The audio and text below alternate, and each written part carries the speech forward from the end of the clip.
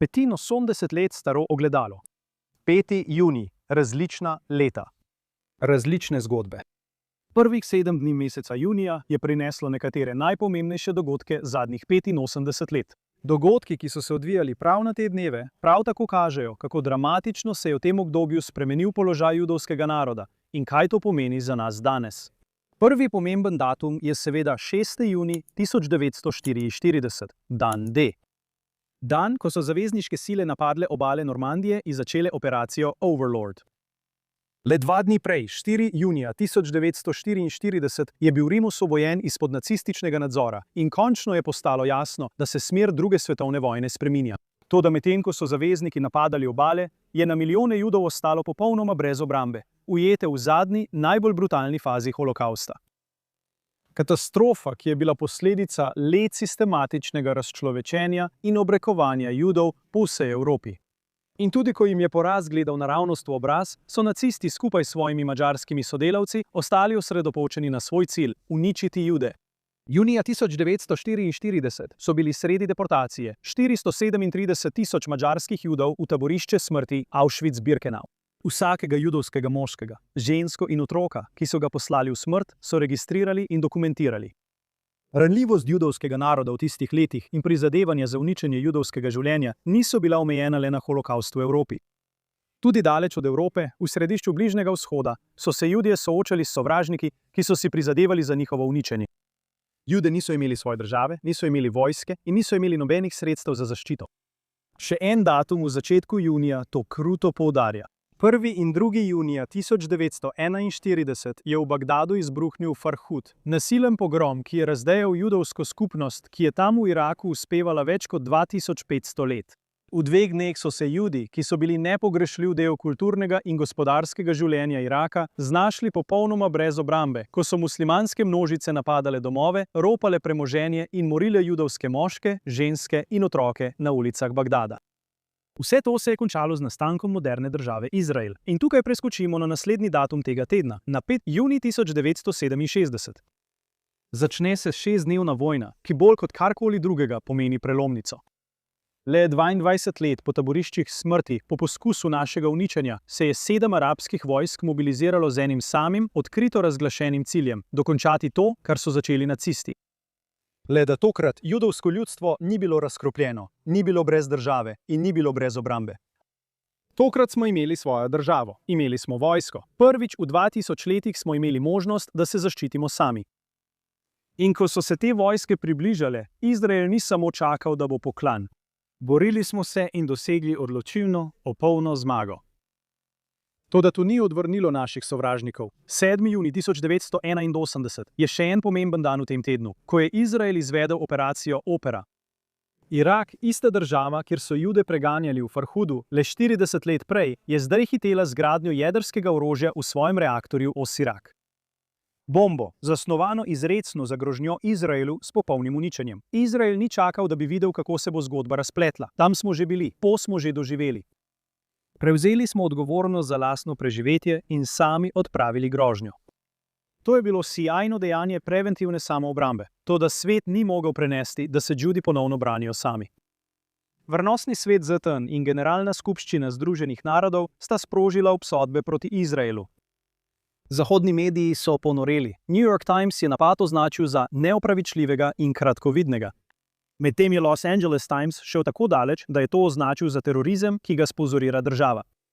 Zveni znano. Neverjetno, kako je imel svet vedno težave s tem, da Judje nočejo ostati ranljivi. In na to, eno leto kasneje, 6. junija 1982, je Izrael ponovno začel operacijo Šlomo Galil. Takrat sem bil eden izmed padalcev IDF, ki smo pozno ponoči pripluli in pristali na obalah reke Avali blizu Damurja v Libanonu, da bi razbili OOP, ki je leta napadala naše civiliste na severu Izraela. OOP, organizacija, ki je bila zavezana preprečevanju judovske samoodločbe in organiziranju napadov na izraelske civiliste. In kljub letom mednarodnih zagotovil in izraelskim prizadevanjem za mirno rešitev razmer z Libanonom, se ob prihodu tega 5. junija znova znajdemo tam. A zdaj je narod zaznamovan z dogodki 7. oktobra šokiran, ker naši sovražniki niso delili želje po miru in kompromisu. Da so bile koncesije, ki smo jih naredili v imenu iskanja miru, odstopanje ozemelj in priznanje zakletega sovražnika, vse uporabljene za nov poskus našega uničenja. Tokrat so se pogromi, ki so jih naši predniki doživeli v Evropi ali v muslimanskem svetu, zgodili prav v državi, ki je bila ustvarjena zato, da se to nikoli več ne bi ponovilo. Razlika je v tem, da tokrat nam ni treba čakati na osvoboditelje ali zaščitnike, ki se nikoli niso pojavili, ko smo jih potrebovali. Zdaj svojo varnost jemljemo v svoje roke in odstranjujemo grožnje, ki so usmerjene proti nam. Poudarjam, grožnje. Mi tukaj nismo agresor. Dokazi so pred vsakim, ki jih želi videti. To tukaj je arabsko mesto Al-Fahm v državi Izrael. Ena izmed približno 144 izraelskih arabskih mest in vasi. Polnopravni izraelski državljani, ki uživajo enake pravice. Potem so tu območja, ki so bila po dogovoru dodeljena palestinski upravi. Uspevajo in rastejo, tako kot je Gaza uspevala in rasla, dokler ne poskušajo napasti nas. In prav tako kot kraljevina Jordanija, ki jo tukaj vidimo, na jasen večer iz središča Jeruzalema. Lučke, ki jih vidite, so arabska domovanja na območjih palestinske oblasti, luči v daljavi pa so Jordanija. Pokazali smo, kakšne so naše sposobnosti v zadnjih 2 letih in pol vojne. Dokler nas spoštujejo, ne bo težav. Če bi Izrael želel izvesti genocid ali kolonizacijo, ne bi ostalo nobeno od teh mest ali krajev, ki ste jih tukaj videli. Ne bi se odpovedali ozemlju, ki smo ga zavzeli 5. junija 1967, ali zemlji, s katere smo se umaknili v Libanonu in tudi v Gazi. Zdaj smo tam nazaj iz enega samega razloga. Namesto da bi gradili prihodnost in sprejeli naš obstoj tukaj, se je sovražnik odločil, da bi bilo dobro izkoristiti naše mirovne geste, da bi nas poskušal uničiti. Ni jim uspelo. Dokler ne naredijo napake in nam zagrozijo, bodo te luči, ki ste jih videli na teh slikah, še naprej svetile. Če se odločijo za pot Hamasa ali Hezbolaha, se bodo naučili iste lekcije. Igrati se z Izraelom ni pametna ideja. Več o tem, kje Izrael stoji 5. junija letos, bom povedal čez trenutek. Predtem pa želim nasloviti teme, ki so trenutno v novicah, da vam dam kontekst, ki vam bo omogočil razumeti, kje smo. Glavne zgodbe ta teden so dogajanja v Libanonu, Gazi in seveda poročana napetost med Netanjahujem in Trumpom. Začel bom s tem, da to razjasnim. Kolikokrat smo v zadnjem letu slišali o teh domnevnih napetostih? Vsakič, ko naslovi zakričijo novico. In potem Trump postavi stvari na svoje mesto. In kot smo videli januarja letos, na primer, ko smo izvedeli, da sta Trump in Netanjahu v resnici igrala medije. Zanimanje medijev za širjenje novic je očitno. Najprej ustvarite zanimanje in pridobite izpostavljenost. Vendar je tu še en vidik, da upajo, da bodo škodovali Izraelovemu položaju in politično škodovali Netanjahuju, še posebej v volilnem letu. Vendar se dogaja še veliko več v ozadju. Politični dopisnik Galileji Izrael, Jakov Bordega, je poročal, da je med pogovorom res prišlo do resnega nesoglasja med Trumpom in Netanjahujem. Vendar nikoli ni prišlo do jeze ali pripomb, ki jih omenja izraelski novinar Barak Ravid. In na tej točki želim posebej poudariti, da Trump je res potrdil dejstvo, da je rekel, da je Netanjahu nor. Toda v njegovih očeh je Netanjahu nor, ker nadaljuje z vojno. Med voditelji so ves čas napetosti. Oba zastopata različne interese in različne države. In za Trumpa je zelo pomembno pokazati vsem tistim, ki verjamejo, da ga vodi Netanjahu, da je še vedno predsednik najmočnejše države na svetu. Barak Ravid trdi, da je osebno govoril s Trumpom in bil obveščen o pogovoru. Dodal pa je, da mu je njegov vir v Beli hiši posredoval nejasne podrobnosti o stvareh, ki jih je Trump domnevno izrekel. Sam sem več let sodeloval z mediji kot član urada predsednika vlade v Jeruzalemu in z različnimi predsedniki vlad. Včasih so me prosili, da sem bil vir, anonimen vir, za nekaj, kar smo želeli razkriti iz različnih razlogov. In bil je en poseben, izstopajoč novinar, ki je poročal za vse novice, ki jih je bilo treba objaviti, popoln bedak, za katerega smo vedeli, da nam bo koristen in ga bomo lahko manipulirali, kakor bomo želeli. Enako se dogaja tukaj, le da v nasprotni smeri. Kar se tiče dogajanja v Libanonu, je pomembno poudariti, da je Izrael doslej eliminiral več kot 10.000 teroristov Hezbolaha. 2.500 od njih od začetka operacije Vojna leva in 800 od tako imenovanega premirja. Za primerjavo, med celotno drugo libanonsko vojno je Izrael ubil le 700 članov Hezbolaha. Hezbolah ima zdaj tudi na 10.000 ranjenih, teh žrtev pozivnikov. Izrael nadzoruje stotine kvadratnih kilometrov, sistematično uničuje vasi iz zraka in pod zemljo, vzpostavlja položaje. Ta teden pa je celo zavzel strateško postavljeno trdnjavo Bafar v južnem Libanonu. Seveda so v mednarodni skupnosti, Franciji in Združenih narodih tisti, ki poudarjajo, da se moramo držati premirja. To smo že dali skozi. Leta 1978 rezolucija ZN 425 ustvari UNIFIL, da ustavi PLO. Rezultat? NUISPE. Leta 2006 rezolucija ZN 1701 razširi UNIFIL, da bi UNIFIL razorožil in ustavil Hezbolah. Rezultat? No, spet neuspeh. Zgodovina je dokazala, da so mednarodna papirnata jamstva brez vrednosti in puščajo judovsko ljudstvo izpostavljeno tistim, ki nas želijo uničiti.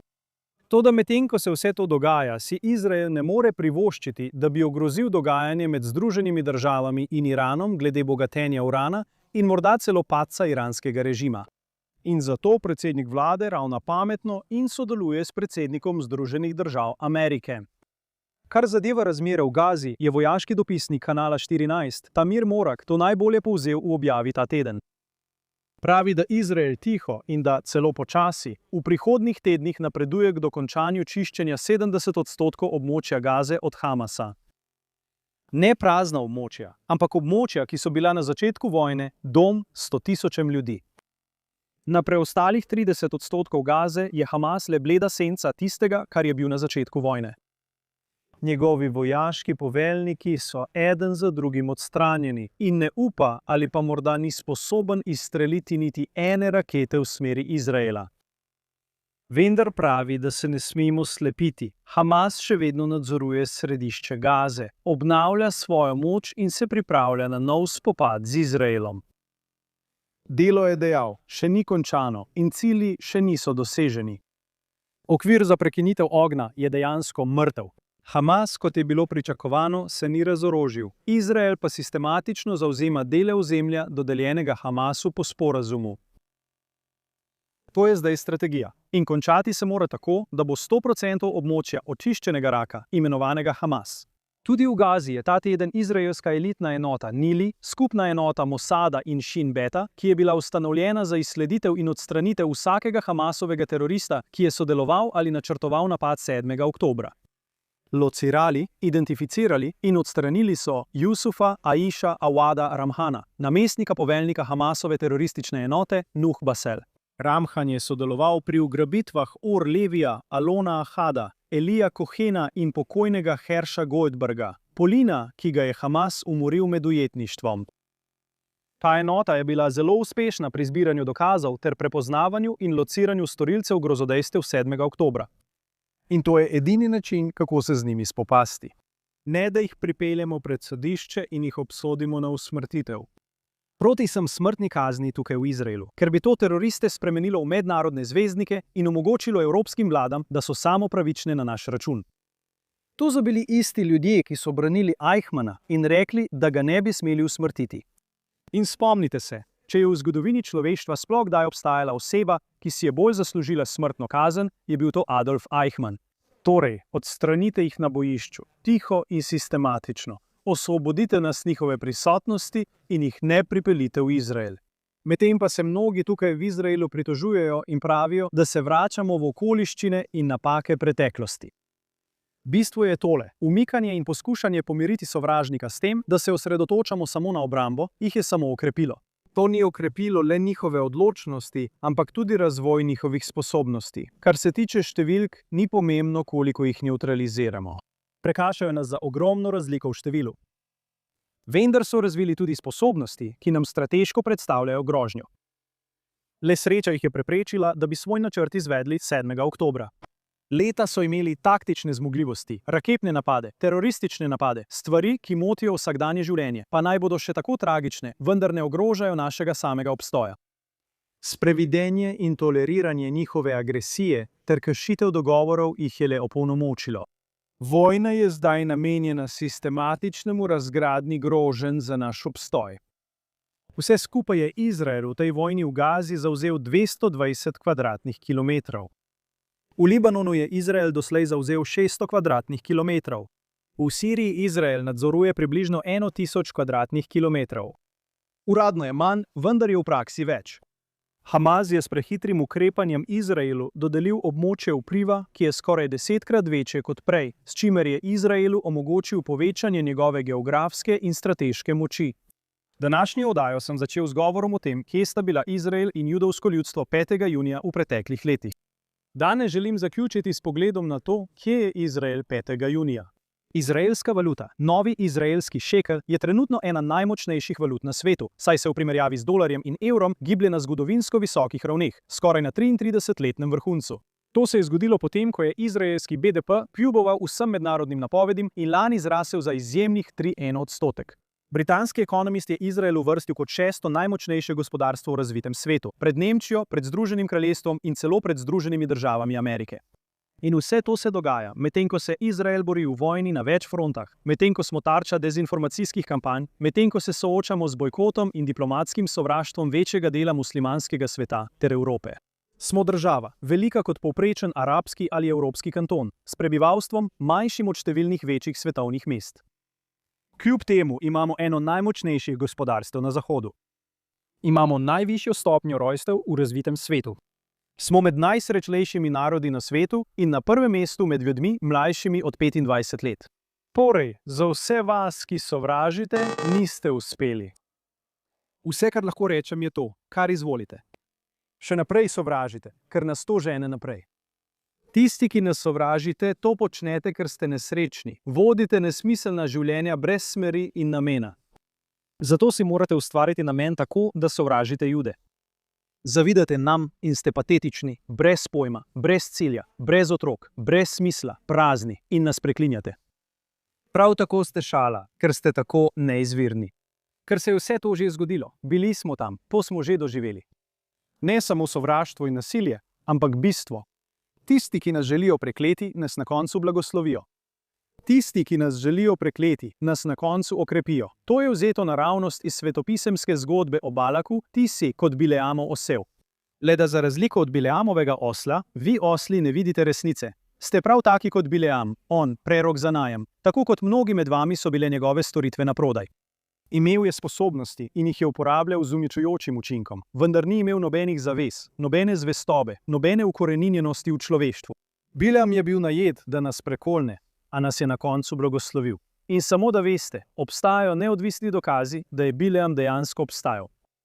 Arheološko odkritje leta 1967 v bližini reke Jordan je razkrilo napis na steni poganskega templja, ki datira v 8. stoletje. Prnino šti, ki omenja vedeža z imenom Bileam ben Beor, in sicer v izrazih zelo podobnih tistim v Svetem pismu. In tedenski svetopisemski odlomek, Paraša Balak, bo prebran ob koncu, da, prav ste uganili, meseca junija. In tako bom zaključil z njegovimi besedami izrečenimi pred 1000 leti, ki pa natančno opisujejo to, kar danes vidimo v Izraelu. Ne gleda na hudobijo v Jakobu in ne vidi krivice v Izraelu. Gospod, njihov Bog je z njimi in vzklik kralja je med njimi.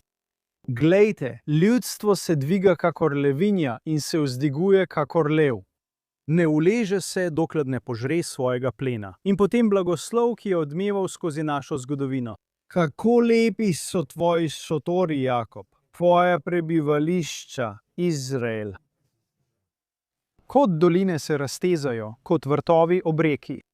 Čepi, leži kot lev, kdo si ga upa prebuditi? Blagoslovljeni so tisti, ki te blagoslavljajo, in prekleti so tisti, ki te preklinjajo. Blagoslov vsem vam, ki se danes pridružujete Izraelu in nam. Sem Daniel Siman, hvala, ker ste gledali. Neposredno na JNS TV iz notranje prestolnice judovskega naroda, Jeruzalema v Izraelu. Se vidimo spet naslednji teden.